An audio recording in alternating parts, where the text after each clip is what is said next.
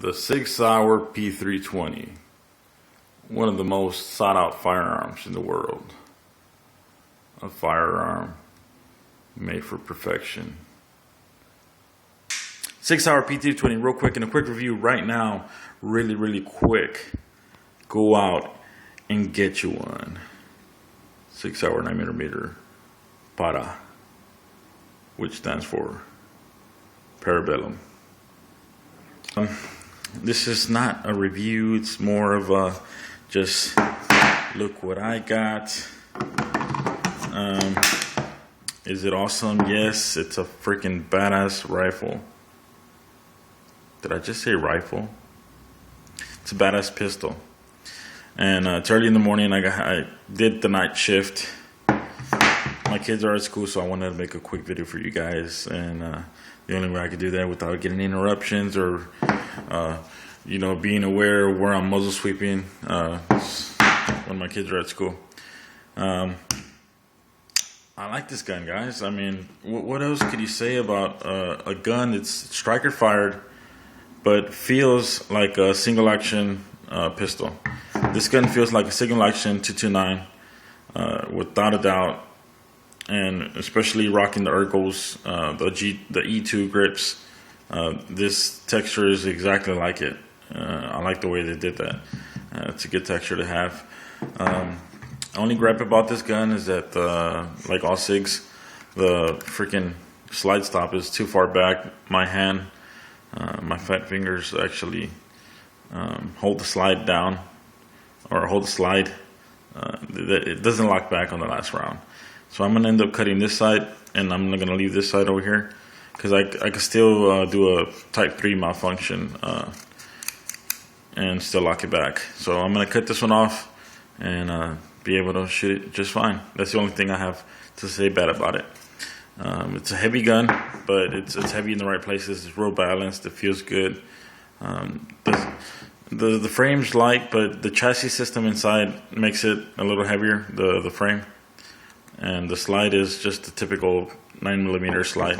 They actually milled out a lot of stuff on there to make it as light as possible, but even then, you can only do so much.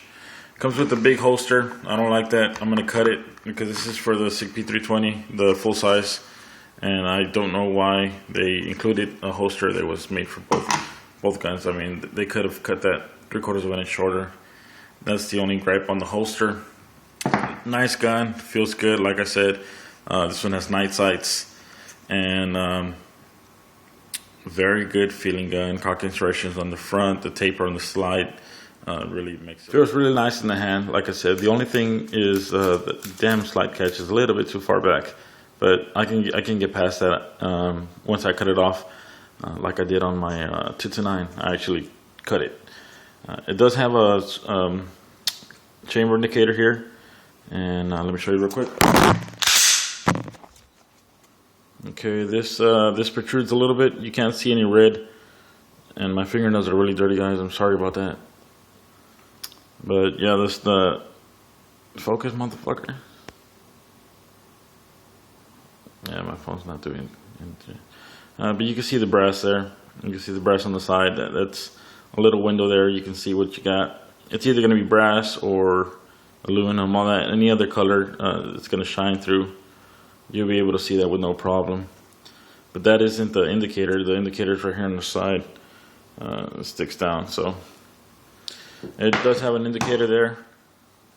Like I said, very good balanced gun. It feels good. I'm gonna break it down. Breaking it down to this point here, which is bare bones.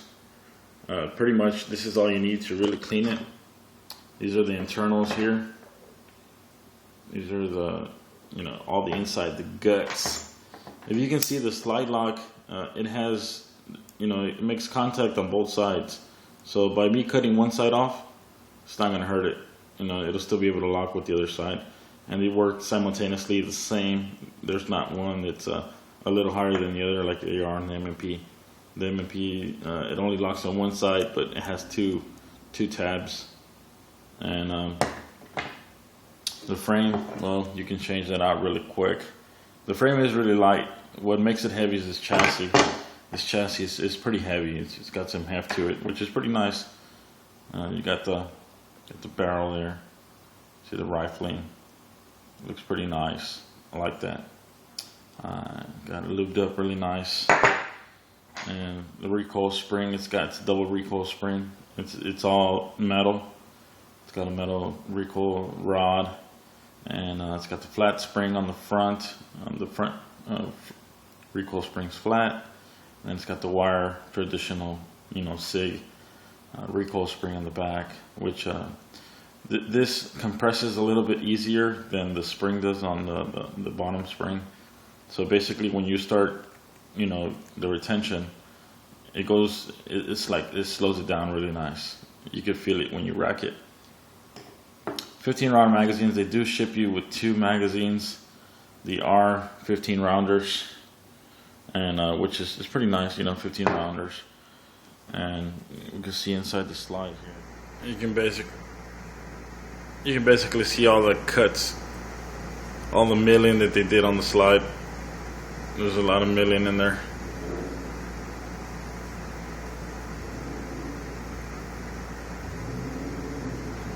Just to make room or make it lighter. You can see where they cut out a lot of the striker system. Alright, so a quick fix. I know it doesn't look too pretty, but I went ahead and hacked that thing off. So now we got an even barrel there. And I took off the slide stop.